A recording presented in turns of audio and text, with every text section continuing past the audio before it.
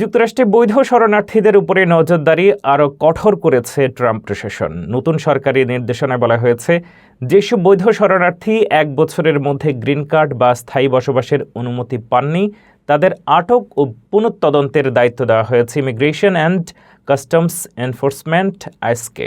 নির্দেশনা অনুযায়ী এই শরণার্থীদের বাধ্যতামূলক পুনঃতদন্ত বা ম্যান্ডেটরি রিভেটিংয়ের মুখোমুখি হতে হবে, যেখানে যাচাই করা হবে তারা জাতীয় নিরাপত্তা বা জননিরাপত্তার জন্য কোনো হুমকি কিনা। স্বেচ্ছায় উপস্থিত না হলে আইস তাদের খুঁজে ধরে আটক করতে পারবে।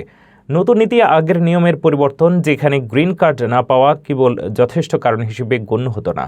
মানবাধিকার সংস্থা হাইয়াসের পদক্ষেপকে সমালোচনা করেছে, বলেছেন এটি বৈধ মানুষদের প্রতি স্বচ্ছ হয়রানি। ট্রাম্প প্রশাসন নিরাপত্তার স্বার্থে এই পদক্ষেপকে যুক্তিসঙ্গত বললেও অভিবাসী অধিকার কর্মীরা এটিকে অমানবিক ও হয়রানিমূলক হিসেবে অভিহিত করেছেন। বিশ্লেষকরা বলছেন, নতুন নীতি বৈধ শরণার্থীদের জীবনে অনিশ্চয়তা বাড়াতে পারে এবং দীর্ঘমেয়াদে চিকিৎসা, শিক্ষা ও সামাজিক সহায়তা প্রাপ্তির উপরে প্রভাব ফেলতে পারে।